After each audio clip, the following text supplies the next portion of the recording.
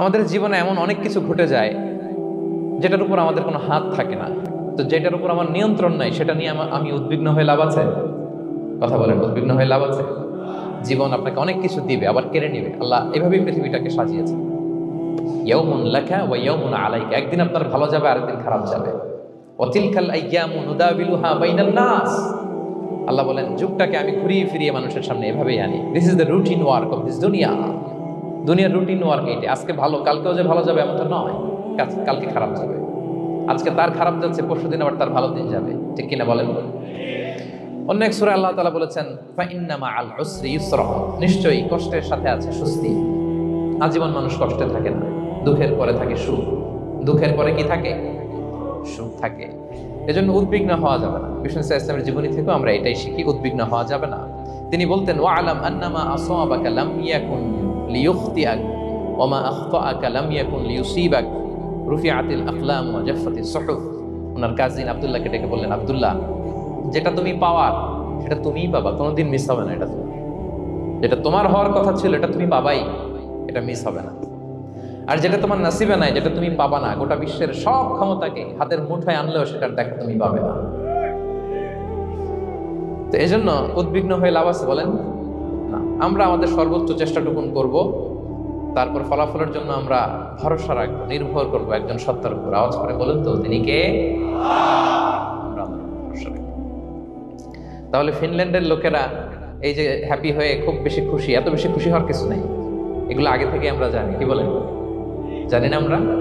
Just একটু practice করে নিজের জীবনের সাথে মানিয়ে নিতে হবে। সম্মানিত সুধী, আপনি যদি কোরআনকে জিজ্ঞেস করেন যে what is the Quranic formula of happy life, সুখে শান্তিতে থাকার জন্য কোরআনিক ফর্মুলাটা কি, কিভাবে আমরা সুখী সমৃদ্ধ জীবন পেতে পারি, কোরআন আপনাকে দুইটা জিনিসের কথা বলে। নাম্বার 1 হচ্ছে ফেইথ, নাম্বার 2 হচ্ছে গুড ডিড। আই রিপিট, আমি আবারও বলছি, নাম্বার 1 ফেইথ, বিশ্বাস, আল্লাহর উপর অগাধ বিশ্বাস এবং আস্থা। 2 নম্বর হচ্ছে গুড ডিড, মানে সৎকর্ম, নেক আমল। যার মধ্যে দুইটা থাকবে তাকে সুখী সমৃদ্ধ জীবন দান করবে কে? Faith and good deed, you will be happy in your life, for the sure I am telling you. এই দুইটা যদি এনশিওর করতে পারেন, আপনাকে সুখী সমৃদ্ধ জীবন দিবে কে? এবং এই আয়াতটি দিয়েই, হ্যাপি হওয়ার কোরআনিক ফর্মুলা দিয়ে আমি আজকের আলোচনা শুরু করেছি। আল্লাহ তাআলা সূরা নাহলের 97 নম্বর আয়াতে বলছেন, মান আমিলা সালিহাম মিন যাকারিন আও উনসা ওয়া হুয়া মুমিন ফালানুহইয়ান্নাহু হায়াতান তাইয়্যিবা ওয়া লানাজজিয়ান্নাহুম আজরাহুম বিআহসানি মা কানু ইয়ামালুন। বিশ্বাসী নারী কিংবা পুরুষ, তারা যদি সৎকর্ম করে তাদেরকে আমি সুখী সমৃদ্ধ জীবন দান করব। অর্থগুলো খেয়াল করে শোনেন। আল্লাহর কথায় কোনো ফাঁক ফোকর থাকে না, আল্লাহর কথায়, নবীর কথায় ফাঁক ফোকর থাকে না। আল্লাহ তাআলা বলছেন বিশ্বাসী নারী কিংবা পুরুষ তারা যদি নেক কাজ করে, সৎকর্ম সম্পাদন করে, তাহলে তাদেরকে আমি সুখী সমৃদ্ধ জীবন দান করব। তাহলে আমরা যদি আল্লাহ বিশ্বাস করি, আল্লাহর উপর বিশ্বাস আস্থা থাকে এবং সৎকর্ম সম্পাদন করি পৃথিবীতে, তাহলে আমরা সুখী এবং সমৃদ্ধ জীবন লাভে ধন্য হব প্রিয় ভাইরা। তবে একটা জিনিস আমাদের মাথায় রাখতে হবে আলোচনার শুরুতেই, সেটা হচ্ছে এই যে হ্যাপিনেস বা সুখ, এই পৃথিবীতে যে সুখ, happiness in this worldly life, in this দুনিয়া ইজন্ট পার্মানেন্ট, ইটস টেম্পোরারি। পৃথিবীর সুখটা এটা পার্মানেন্ট না, এটা অস্থায়ী, টেম্পোরারি। পার্মানেন্ট সুখ দেয়া হবে জান্নাতে। আওয়াজ করে বলেন কোথায়? জান্নাতের সুখের মধ্যে কোনো গ্যাপ নাই, ইন্টারাপশন নাই। কিন্তু পৃথিবীর সুখ শান্তির মধ্যে এটা বারবার ইন্টারাপ্টেড হবে, হ্যাঁ, ইন্টারাপ্টেড। আর জান্নাতের সুখ হচ্ছে আনইন্টারাপ্টেড। সুবহানাল্লাহ। যেমন পৃথিবীতে আপনি সুখে আছেন, আপনার সুখকে কি ইন্টারাপ্ট করে? অসুস্থতা। খুব সুখে আছেন, শান্তিতে আছেন, হঠাৎ অসুস্থতা চলে আসে, তার মানে ইন্টারাপশন হয়েছে না? বলেন, হঠাৎ কিডনি ফেলিওর করলো, হার্ট অ্যাটাক, ক্যান্সার, স্টেজ 3-তে চলে গেছে, 4-এ চলে গেছে, তাহলে হ্যাপিনেসটা আর থাকলো না, এটা টেম্পোরারি। দুনিয়ার সুখকে ইন্টারাপ্ট করে বার্ধক্য। খুব সুখে শান্তিতে জীবন কাটাচ্ছিলেন, কিন্তু বয়স হয়ে গেছে 80, এখন আর সেই সুখ আছে? কথা বলে না কেন? সেই স্বাদ আল্লাহ তার নাই, সেই সুখের ছোঁয়া পরশার নাই। তাহলে দুনিয়ার সুখ টেম্পোরারি, অসুস্থতা এসে সুখ কেড়ে নেয়, বার্ধক্য এসে সুখ কেড়ে নেয়, আর সবচেয়ে বড় যে ব্যাপারটা এসে সুখের ইতি ঘটায়, সেটা হচ্ছে মৃত্যু। সেটা কি? সুখে শান্তিতে জীবনযাপন করতেছেন, হঠাৎ সবকিছু চমকে দিয়ে, আপনাকে একেবারে থমকে দিয়ে মৃত্যুর আগমন ঘটে যায়, তাই না? ওয়ালিকুল্লি উম্মাতিন আজাল ফাইদা জাআ আজালুহা লা ইস্তাখিরুনা সাআতান ওয়া লা ইস্তাকদিমুন। একেবারে ফিক্সড করা, সিলেক্ট করা কখন আপনি মরবেন। এই মৃত্যুর সময়টা আপনার ফিক্সড টাইমের 1 সেকেন্ড আগেও আসবে না, পরেও আসবে না। তাহলে দুনিয়ার সুখ এটা কি চিরস্থায়ী না ক্ষণস্থায়ী? টেম্পোরারি না পার্মানেন্ট? টেম্পোরারি। এই লাইফটা, দুনিয়ার হ্যাপিনেসটা এটা টেম্পোরারি, তা খেয়াল রাখতে হবে। চির সুখ, চির শান্তি, আনইন্টারাপ্টেড হ্যাপিনেস আপনি পাবেন জান্নাতে। আল্লাহ তাআলা বলছেন, ওয়া আম্মাল্লাযীনা সুইদু ফাফিল জান্নাতি খালিদিনা ফিহা মা দামাতিস সামাওয়াতু ওয়াল আরদু ইল্লা মা শাআ রাব্বুক আতাআন গায়রা মাজদুদ। সুবহানাল্লাহ। জান্নাতের নিয়ামত সুখ হবে, এটাকে আল্লাহ নাম দিয়েছেন আতা, গায়রা মাজজুজ, এন্ড আনইন্টারাপ্টেড গিভিং। ওই যে সুখ পাবেন আপনি, আর কোনো ইন্টারাপশন হবে না। সুখ আর সুখ, শান্তি আর শান্তি। It's a gift without an end. এটার কোনো এন্ডিং নাই, শুরু আছে শেষ নাই। সুবহানাল্লাহ পড়েন। And it will be an award never to be taken away. একবার যে দেওয়া হবে আর ছিনিয়ে না। একবার যে এন্ট্রি পাবেন আর জান্নাত থেকে বের হওয়া লাগবে না। তাহলে সুখ শান্তি আমরা কিভাবে পাবো এটা জানার আগে এই কথাটা আমাদেরকে মাথায় আগে ঢুকিয়ে নিতে হবে যে দুনিয়ার জীবনটা, এখানে সুখ শান্তি ক্ষণস্থায়ী। চির সুখ চির শান্তির জায়গা হচ্ছে জান্নাত। জান্নাতে অসুস্থতা নাই, আছে? সবাই বলেন জান্নাতে অসুস্থ হবেন? জান্নাতে বার্ধক্য নাই, বুড়ো হবেন না। হ্যাঁ, বিষ্ণু ইসলাম বলেছেন জান্নাতে যারা ঢুকবে তারা হবে আবনা সালাসিন ওয়া সালাসিন, 33 বছরের তাগড়া যুবক হয়ে ঢুকবেন, চির যুবক চির যৌবনা। আহলুল জান্নাতে জুরদা ওয়া মুরদা ওয়া আবনা সালাসিন ওয়া সালাসিন, শুভ্রদেহী, সুন্দর, সুঠাম, স্মার্ট, ড্যাশিং ফেসের হবে। বয়স বাড়বে না, অসুস্থতা স্পর্শ করবে না, আর মৃত্যুই থাকবে না সেখানে। কি বলেন, থাকবে? ইউতাল মাউতু বিকাবশিন আমলাহ, সাদা একটা বকরির আকৃতিতে মৃত্যুকে আনা হবে। ফায়ুযবাহুল মাউত, মৃত্যুকে সেদিন মৃত্যু দেয়া হবে। মৃত্যুকে জবাই করে বলা হবে, ইয়া আহলাল জান্নাতি খুলুদুন ফালা মাউত, হে জান্নাতবাসীরা, নো টেনশন, এনজয়। সুবহানাল্লাহ করবেন না? সেই জান্নাতে যেতে আমরা চাই কি চাই না? সবাই চাই তো? আমরা এই ওটা এপিক সিভিক হলে যেমনি একত্রিত হলাম, আল্লাহর জান্নাতেও যেন আমরা একত্রিত হতে পারি। আল্লাহ তৌফিক দান করুন। আল্লাহুম্মা আমিন ইয়া রাব্বাল আলামিন। প্রিয় সুধী, তাহলে কোন টপিকে আমরা এগোচ্ছি আপনারা বুঝতে পারছেন তো না? পারছেন? আলহামদুলিল্লাহ। কি করে আমরা একটা সুখী সমৃদ্ধ জীবন পেতে পারি, এবার আমি মূল আলোচনায় ঢুকে যাচ্ছি। আল্লাহ বলেন, ফালানুহিয়ান্নাহু হায়াতান তাইয়্যিবা, ইসলামের গাইডলাইন মেনে চললে আমি তোমাদেরকে হায়াতে তাইয়্যিবা দিব। এই শব্দটা আপনারা প্রায় শুনেছেন না? আমরা বলি না যে আমার জন্য দোয়া করবেন, আল্লাহ যেন আমাকে হায়াতে তাইয়্যিবা দেন, বলি কিনা? অনেক মাশায়েখদের কাছে দোয়া চাইলে দেখবেন যে ওনারা বলে যে আল্লাহ তোমাকে হায়াতে তাইয়্যিবা নসিব করুন, বলে না? এটা কি বলে? সুখী সমৃদ্ধ জীবন। আল্লাহ তাআলা আমাদের সবাইকে হায়াতে তাইয়্যিবা নসিব করুন। তো কি করে আমরা এই হায়াতে তাইয়্যিবা পেতে পারি?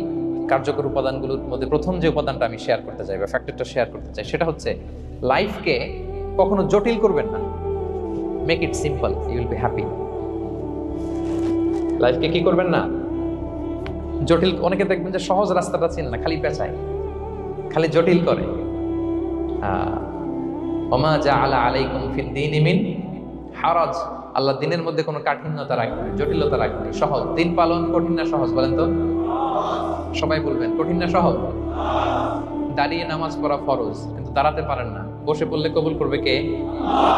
বসতেও পারেন না। শুয়ে পড়লে কবুল করবে কে? শুতেও পারেন না, ইশারায় পড়বেন, কবুল করবে কে?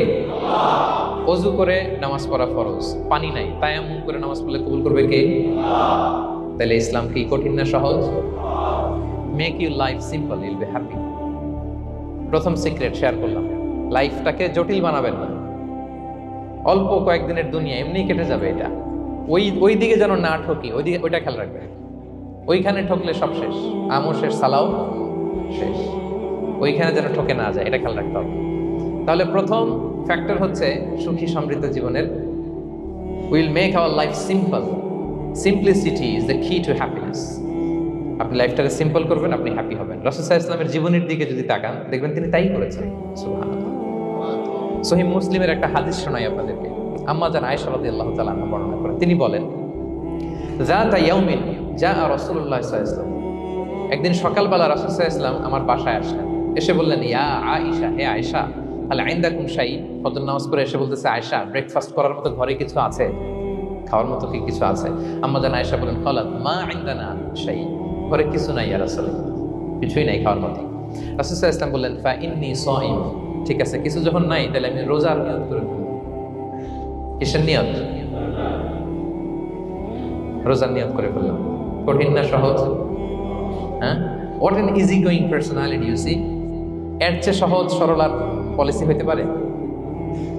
আয়েশা ফজর নামাজ পড়ে আসছি, ব্রেকফাস্ট করার মতো কিছু আছে ঘরে? ইয়া রাসূলুল্লাহ কিছু নেই। নাই, ঠিক আছে আই এম ফাস্টিং, যাও আমি রোজা রাখলাম, রোজার নিয়ত করলাম। কত ইজি গোয়িং, কত সিম্পল বানিয়েছেন লাইফটা। আচ্ছা আমরা হলে কি করতাম? একটু মিলাই নিজের সাথে। সাধারণত আমরা যেটা করতাম, আমরা অনেকে রেগে যেতাম। প্রিয় ভাইরা, ঘরে কিছু নাই মানে তুমি আগে জানাবা না আমাকে? হ্যাঁ, গত রাতে বললে তো কিছু নিয়ে আসতে পারতাম। সাধারণত এইভাবেই তো রিয়েক্ট করি আমরা, কি বলেন ঠিক কিনা? আগে জানাবা না, কেন আগে বলো না? রেগে যেতাম। অথবা বলতাম, আচ্ছা ঠিক আছে এখন যে একটা কিছু ব্যবস্থা করি, দেখি কিছু পাওয়া যায় কিনা। এরকম অনেক ওয়ে খুঁজতাম, কিন্তু রাসূল সাল্লাল্লাহু আলাইহি ওয়াসাল্লাম এই কোনো অপশন না নিয়ে বললেন, okay there is no food for breakfast, I am gonna fast, ফা ইন্নী সাইম, ঠিক আছে খাবার যখন নাই আমি রোজাই রেখে দিলাম। সুবহানাল্লাহ। এভাবে তিনি তার লাইফ লিড করেছেন। Make your life simple, Yule be happy. জটিল না করে সহজ করুন, আপনি হ্যাপি হবেন। রাসূল সাল্লাল্লাহু আলাইহি ওয়াসাল্লামের লাইফস্টাইল ছিল very simple, so simple yet so special. আমরা যেন এভাবে সিম্পলি সলিউশনের দিকে যাই। প্রিয় ভাইরা, জীবন কখনো সহজ নয়, জীবন কখনো সহজ নয়। জীবনকে সহজ বানিয়ে নিতে হয়, কখনো দোয়া করে, কখনো আল্লাহর উপর ভরসা করে, কখনো ইগনোর করে, কখনো কখনো মানিয়ে নিয়ে, স্যাক্রিফাইস করে, অ্যাডজাস্ট করে। ঠিক কিনা বলেন? জীবন সহজ নয়, সহজ করে নিতে হয়, মানিয়ে নিতে হয়, অ্যাডজাস্ট করতে হয়, স্যাক্রিফাইস করতে হয়। তাহলে প্রথম যে ফ্যাক্টরটা, সুখী সমৃদ্ধ জীবনের প্রথম ফ্যাক্টর যেটা আমি আজকে শেয়ার করলাম, সেটা হচ্ছে সিম্পলিসিটি ইজ দ্য কি টু অ্যাটাইন হ্যাপিনেস ইন লাইফ। আপনি যদি সিম্পলিসিটিতে বিশ্বাসী হন, দেখবেন হ্যাপি। মানলেই সুখ, আর মনে নিলেই ঝামেলা।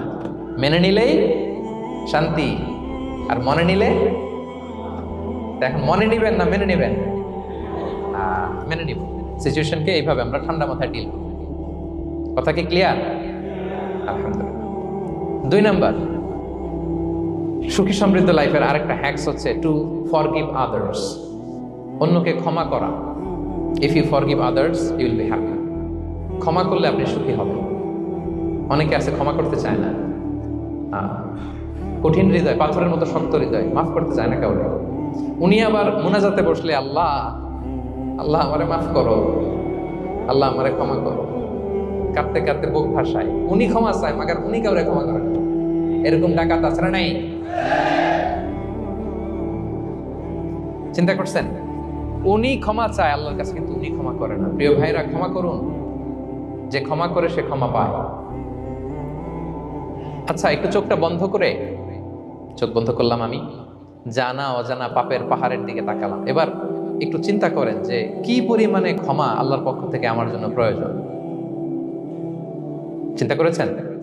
এবার চোখ খুলুন, পাপের পাহাড়ের দিকে একটু তাকান। আপনার জানা অজানা যে পাপের পাহাড়, তাকান এবং ভাবুন এগুলোর জন্য কি পরিমাণে ক্ষমা আল্লাহর পক্ষ থেকে আপনার দরকার, প্রয়োজন। সেই প্রয়োজনের তাগিদে হলেও ক্ষমা করুন। খেয়াল রাখবেন, যে ক্ষমা করে সে ক্ষমা পায়, যে অন্যকে ক্ষমা করে না সে ক্ষমা পায় না। তাহলে আল্লাহর কাছে ক্ষমা চাওয়ার আগে আপনি আপনার পাশের লোকদেরকে ক্ষমা করবেন। পারা যাবে তো ইনশাআল্লাহ? ক্ষমা এটা সবাই করতে পারে না, এটা অনেক বড় মহৎ গুণ। যার হৃদয় বড় সে ক্ষমা করতে পারে। আপনি যদি ক্ষমা না করে কারো ব্যাপারে হিংসা, বিদ্বেষ, ক্ষোভ, হিংসা অন্তরে পুষে রাখেন, এটা ওর কোনো লস নাই, লস আপনার। It will burn yourself inside, আপনারা জ্বালিয়ে দিন। আপনি কারো ব্যাপারে ক্ষোভ রাখছেন, ক্ষোভে গদগদ, রেগে অস্থির, হিংসা, ওর কিছুই হচ্ছে না, হচ্ছে কার? আমার।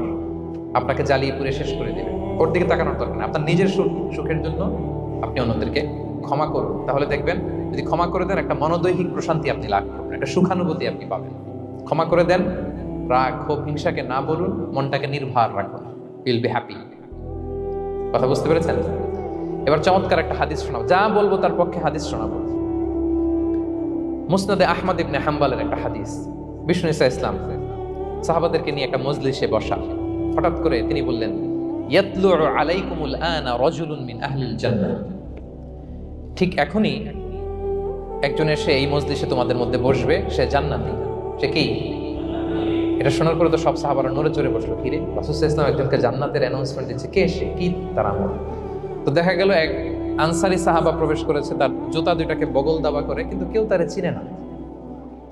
তারা যে এক্সপেকটেশন করছিল যে খুব আল্লাহওয়ালা এমন কেউ আসবে, না, সাধারণ, চিনে না কেউ তাকে। সবাই অবাক হবে, কি তার আমল? রাসূল সাল্লাল্লাহু আলাইহি ওয়াসাল্লাম তাকে জান্নাতি বলে ঘোষণা দিয়েছে। কিছুদিন পরে আবারও আরেক মজলিসে রাসূল সাল্লাল্লাহু আলাইহি ওয়াসাল্লাম বললেন, ইয়াতলু আলাইকুমুল আনা রাজুলুন মিন আহলিল জান্নাহ। এখন একজন লোক আসবে, সে জান্নাতি।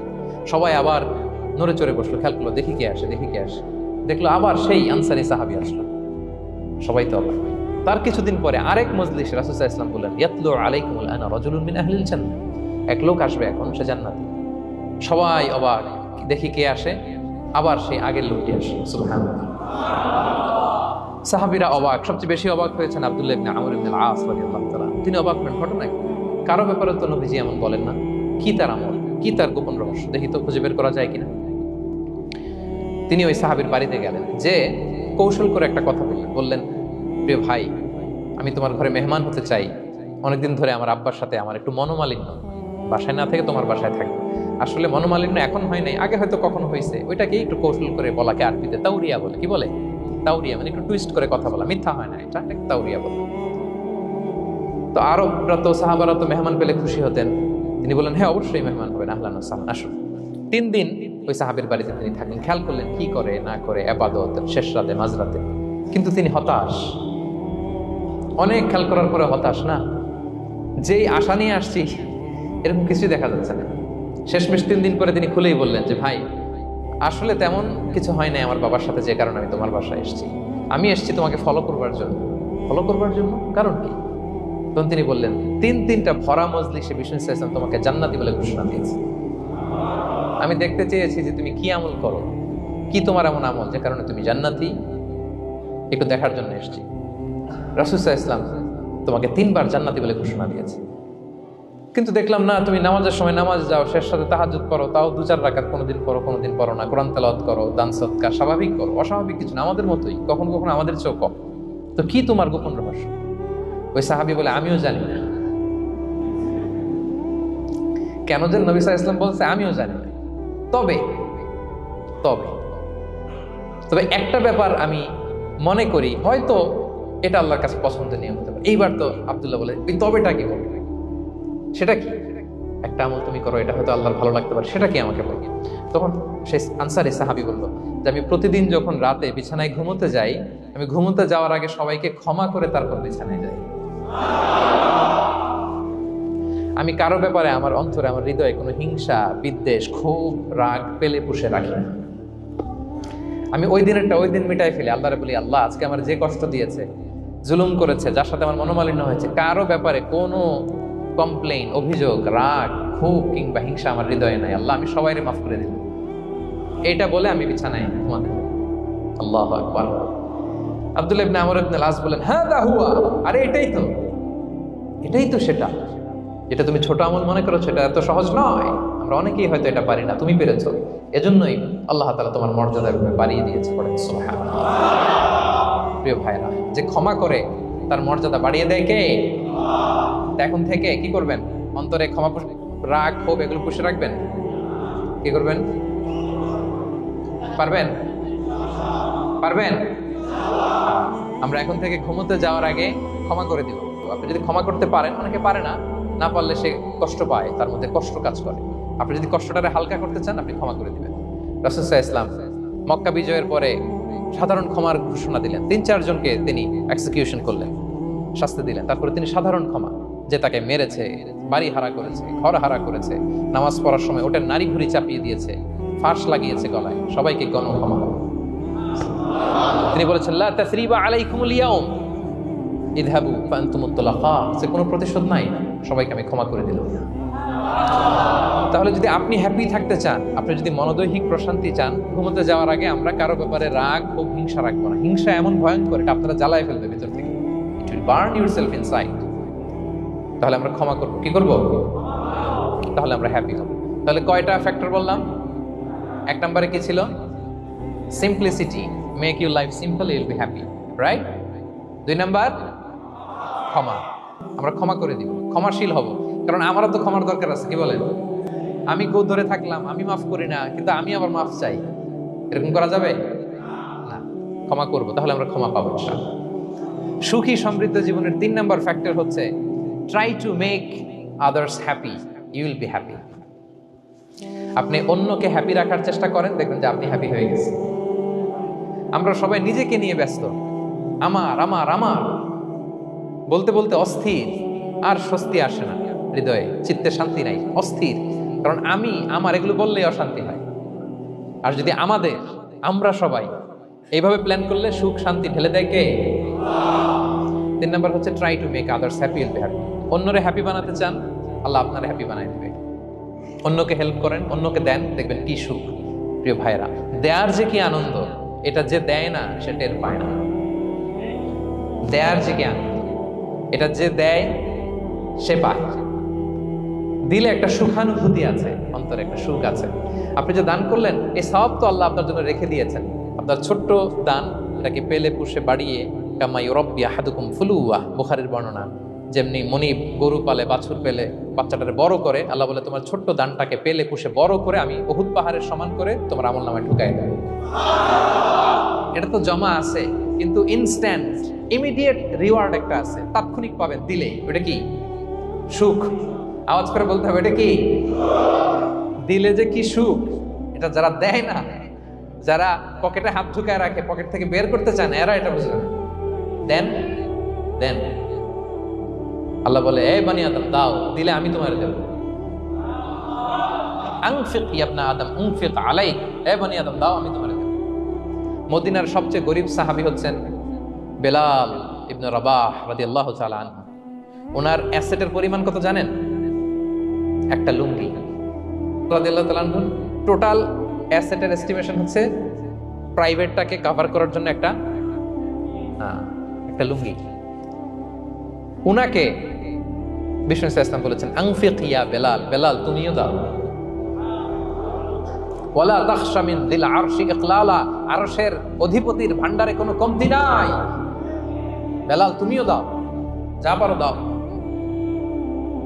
তুমি এমন রবের গোলাম, তার ভান্ডারে কমতি নাই। হাদিসে কুদসিতে আল্লাহ বলেন ইবনা আদম লাউ আন্না আউওয়ালাকুম আখিরাকুম ইনসাকুম জিন্নাকুম কামু আলা সাঈদিন ওয়াহিদ, পৃথিবীর আদম থেকে শুরু করে শেষ পর্যন্ত হাজার হাজার কোটি কোটি লক্ষ মানুষ যদি একটা প্রান্তরে দাঁড়িয়ে চাইতে থাকো আমি আল্লাহর কাছে, খালি চাও এটা দাও আল্লাহ, এটা দাও, যা যা দরকার আমি যদি সবও দিয়ে দেই, আমি আল্লাহর ধন ভান্ডারের 1 ইঞ্চিও কমবে না। তবে হ্যাঁ, কমতে পারে। হাদিসের শেষে আছে হ্যাঁ, তবে কমতে পারে। সুই দিয়ে সাগরের পানি যতটুকু কমানো যায়, আমার ধনভাণ্ডারের এতটুকু হয়তো কমতে পারে। ধরেন আটলান্টিক মহাসাগরের ওখানে একটা সুই দিয়ে সাগরের এখান থেকে একটু সুইটা লাগালে সুইয়ের মধ্যে একটু পানির ছিটে লাগবে না? একটু কমছে তো সাগর থেকে পানি, এক ফোঁটা নাকি? এতটুকু কমতে পারে তোমাদের সবাইকে দিলে। সুবহানাল্লাহ পড়বেন না? Try to make others happy, will be happy dear brothers and sisters. অন্যকে দেন, অন্যকে হ্যাপি করার চেষ্টা করেন, আল্লাহ আপনাকে হ্যাপি বানাবে। সহিহ মুসলিমের একটা বর্ণনা শোনাই, বিষ্ণু ইসলাম বলেন ওয়াল্লাহু ফি আউনিল আবদি মা দামাল আবদু ফি আউনি আখি, আল্লাহ তাআলা ততক্ষণ পর্যন্ত বান্দার সাহায্যে থাকে যতক্ষণ পর্যন্ত বান্দা তার ভাইয়ের সাহায্যে থাকে। কথা বুঝতে পেরেছেন? আমি আবারও বলি, আল্লাহ তাআলা ততক্ষণ পর্যন্ত কোন বান্দার সাহায্যে থাকে যতক্ষণ পর্যন্ত ওই বান্দা তার ভাইয়ের সাহায্যে থাকে। আপনি আপনার ভাইরে হেল্প করবেন, আপনাকে হেল্প করার জন্য প্রস্তুত কে প্রিয় ভাইরা? তাহলে আমরা যেন দেই, আমরা যেন অন্যের উপকার করি, আমরা যেন অন্যের শুভকামনা জানাই, আমরা যেন অন্যের জন্য দোয়া করি। অন্যের জন্য শুভকামনা করলে লাভ আছে, অন্যের জন্য শুভকামনা করলে এটা কল্যাণ হয়ে নিজের দিকেই ফিরে আসে। আমার জাপান প্রবাসী ভাইয়েরা, অন্যের শুভকামনা করলে এটা কল্যাণ হয়ে বহুগুণে বৃদ্ধি পেয়ে এটা নিজের দিকে ফিরে আসে। সুবহানাল্লাহ। রাসূল সাল্লাল্লাহু আলাইহি ওয়াসাল্লাম হাদিসে বলেন মা মিন আবদিন মুসলিমিন ইয়াদউ লি আখিহি বিযাহরিল গায়বি ইল্লা ক্বালাল মালাকু ওয়ালাকা বিমিসলিন, কেউ যদি তার ভাইয়ের জন্য দোয়া করে আল্লাহ তাকে তুমি ক্ষমা করো, ফেরেশতারা বলে আল্লাহ যিনি দোয়াটা করলো আগে তাকে ক্ষমা করো। আপনি যদি বলেন আল্লাহ আমার ভাই অসুস্থ, আল্লাহ তাকে সুস্থ করো, ফেরেশতারা বলতে থাকে আল্লাহ যিনি দোয়া করলো তার যদি কোনো অসুস্থতা থাকে তুমি আগে তাকে সুস্থ করো। তাহলে অন্যের জন্য শুভকামনা অন্যের প্রতি হেল্পিং হ্যান্ড দিলে লাভ না লস? আওয়াজ করে বলেন লাভ না লস? তাহলে সুখী সমৃদ্ধ জীবন পাবার 3 নম্বর পয়েন্ট হচ্ছে অন্যকে কি করা? হেল্প করা, হ্যাপি করা। অন্যকে হ্যাপি করতে চাইলে আল্লাহ তাআলা আপনাকে হ্যাপি বানাবে। কয়টা গেল পয়েন্ট? আমি সাধারণত ক্লাসরুমের মতো একটু ইন্টারাকশন করে আলোচনা করি যাতে করে মনে থাকে। যেভাবে আমি এখন বুঝাচ্ছি মুখস্থ হয়ে যাচ্ছে না? তাহলে সুখী সমৃদ্ধ জীবনের প্রথম ফ্যাক্টর কি ছিল? সিম্পলিসিটি। 2 নাম্বার ক্ষমা। 3 নাম্বার অন্যকে হ্যাপি করার ট্রাই করা। মাশাআল্লাহ মাশাআল্লাহ, আরিগাতো গোজাইমাস। আরিগাতো, মাশাআল্লাহ, তাবারাকাল্লাহ। না, খুব এনার্জেটিক অডিয়েন্স, আলহামদুলিল্লাহ আলহামদুলিল্লাহ, ঠিক আছে, I like it, I love it, মাশাআল্লাহ। 4 নাম্বার হচ্ছে be grateful what you have, you'll be happy. যা আছে এটা নিয়ে শুকরগুজার হন, আপনি সুখী হবেন। যা আছে শুকরগুজার হন, আপনি হ্যাপি হবেন।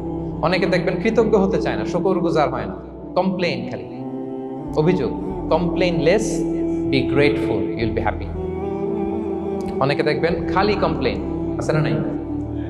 এটা নাই, ওইটা নাই, এটা ভালো হয় নাই, এটা পাইলাম না রে, ওইটা হইল না রে, আল্লাহ দিল না রে, আছে না নাই? শুকরিয়া জিনিসটাই নাই কিছু কিছু লোকের মধ্যে, শুকরিয়া জিনিসটাই নাই। আহা, কত কিছু আপনার লাগবে না? গাড়ি লাগবে, বাড়ি লাগবে, সম্পদ লাগবে, খ্যাতি লাগবে, দাপট লাগবে, পাওয়ার লাগবে, এটা লাগবে, ওইটা লাগবে, কত কিছু লাগে আপনার। এটা নাই, ওইটা, এজন্য শুকরিয়া নাই। প্রিয় ভাইরা, শুধু যে বেঁচে আছি এজন্যই আলহামদুলিল্লাহ বলা হচ্ছে। শুধু বেঁচে আছে, আর কিছু লাগবে না আপনার, শুধু বেঁচে আছেন যে এই জন্যই আলহামদুলিল্লাহ। কারণ অনেকের কাছে বেঁচে থাকাটা স্বপ্ন, বেঁচে থাকাটাই তার শেষ ইচ্ছা। আপনি তো বাড়ি চান, গাড়ি চান, নারী চান, সম্পদ চান, এটা চান, ওটা চান, সব চান।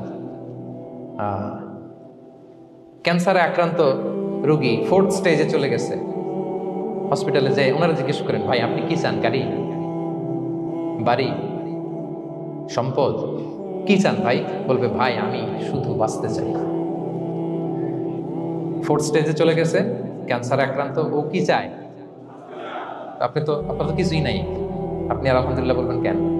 বেঁচে যা আছেন এটা তো আপনার মাথায় আসে না, যে এটাও যে একটা বড় নেয়ামত। এটা বুঝবেন তার সামনে দাঁড়ালে, যে বেঁচে থাকার জন্য স্ট্রাগল করে যাচ্ছে, শুধু বাঁচতে চায়, সে বলে আমি আর কয়টা দিন বাঁচতে চাই। প্রিয় ভাইয়েরা, কোনো হিসাব ছাড়া বেঁচে যে আছি এজন্যই আলহামদুলিল্লাহ। এজন্যই কি সব সময় শুকরগুজার হবেন, আল্লাহ নেয়ামত বাড়িয়ে দিবে, বলবেন আলহামদুলিল্লাহ বেশ ভালো আছে।